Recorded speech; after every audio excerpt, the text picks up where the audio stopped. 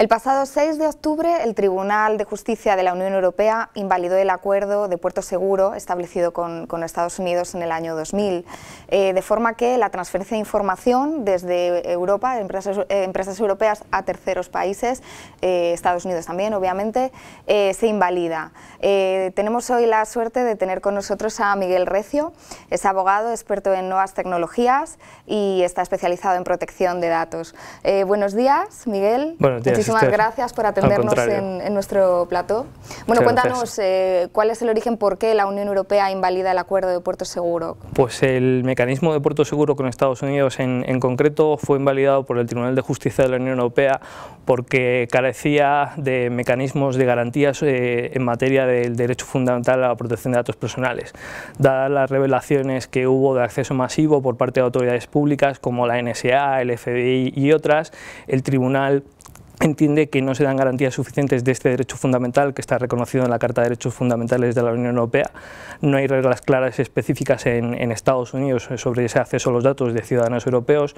Nos falta también un acceso a autoridades judiciales para poder reclamar y obviamente pues también el tribunal viene a decir que hay un alto umbral de condiciones para que autoridades de protección de datos europeas pudiesen suspender una transferencia internacional de datos en el marco del acuerdo de puerto seguro, y por lo tanto es por lo que decide suspender este acuerdo, invalidar esta decisión. Se invalida y ahora mismo ¿cuáles son las consecuencias para las empresas aquí en la Unión Europea que quieren transferir datos fuera? ¿Afecta igual a todos los países de Europa y a todos los países del mundo? ¿Cómo? Pues obviamente ha desaparecido la base legal que daba garantías para esas transferencias internacionales de datos hacia Estados Unidos en el marco del acuerdo, por lo tanto las empresas lo que necesitan es buscar otras garantías que ya no sean en el acuerdo de puerto seguro, sino por ejemplo excepciones previstas en la ley y en la directiva, como podría ser el consentimiento, aunque hay que interpretarlo en casos muy específicos, las normas comparativas vinculantes o binding corporate rules u otros contratos que pueda haber como cláusulas contractuales estándar aprobadas por la Comisión en 2010 o que algún proveedor ha desarrollado.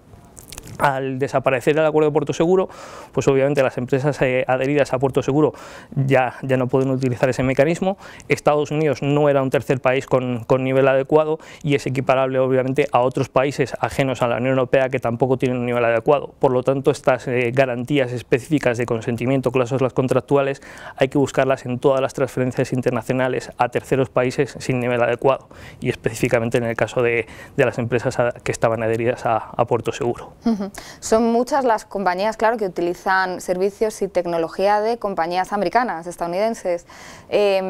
Bueno, es que hay casos muy sonados, ¿no? Dropbox, Google Drive y etcétera, etcétera. ¿Qué pasa con estas empresas? ¿Cuáles son ahí los condicionantes? Pues obviamente lo que hay que buscar es ver si esas empresas, si se está haciendo uso de esos servicios, si esas empresas estaban ofreciendo algún mecanismo alternativo al puerto seguro. Hay, por ejemplo, alguna empresa que no es las que has citado, que ya tenía un clausulado específico para temas de computación en la nube, con lo cual se puede seguir haciendo. ¿Cuáles, por ejemplo? Pues Microsoft estaba ya ofreciendo desde hace tiempo una solución, además una decisión de la Agencia Española de Protección de Datos, con lo cual lo único que es que notificar al registro de la agencia la transferencia internacional de datos y el uso de esas cláusulas que ha conseguido Microsoft que le fuesen aprobadas, esas cláusulas contractuales. En el resto de los casos habrá que pedir al proveedor de los servicios, sea nube, sea data center o lo que corresponda, que nos dé esas cláusulas contractuales, que nos dé esa posibilidad de cláusulas contractuales y si no buscar el tener alojados o almacenados los datos o el tratamiento de los datos en el territorio de Unión Europea o de un tercer país con nivel adecuado.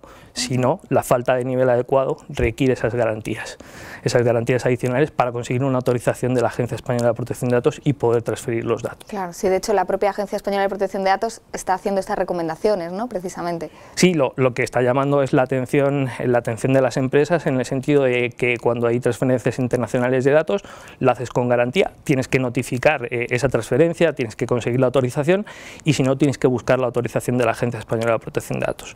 Lo que no ha dicho en ningún caso es que vaya a sancionar, sino salvo que obviamente hubiese una denuncia de un ciudadano o hubiese una situación de oficio en la que se conozca un incumplimiento de una transferencia internacional de datos a un tercer país sin nivel adecuado. La sanción puede llegar hasta 600.000 euros.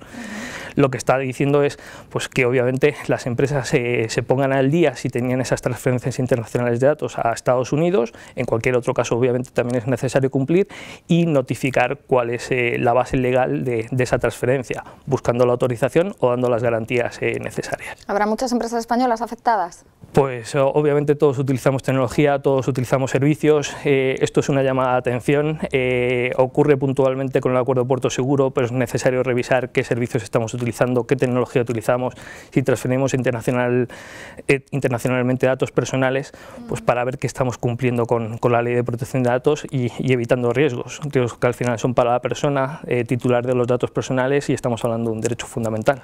¿Hay una fecha límite para todo esto, para adecuarse a la nueva normativa? Obviamente tendría que ser antes del 29 de enero, esa es una fecha que llama también la atención porque la Comisión Europea está buscando un nuevo acuerdo de puerto seguro con Estados Unidos, es la fecha que se dieron las autoridades de protección de datos para llevar a cabo acciones comunes, o sea, es una fecha consensuada. La idea es que haya un nuevo acuerdo, ¿no?, al respecto, en todo caso. De hecho la Comisión Europea está negociando en estos momentos un nuevo acuerdo con Estados Unidos que se espera que lo más pronto posible en 2016 pueda estar. Muy bien, pues muchísimas gracias, Miguel, por tu tiempo. Muchísimas gracias, Esther.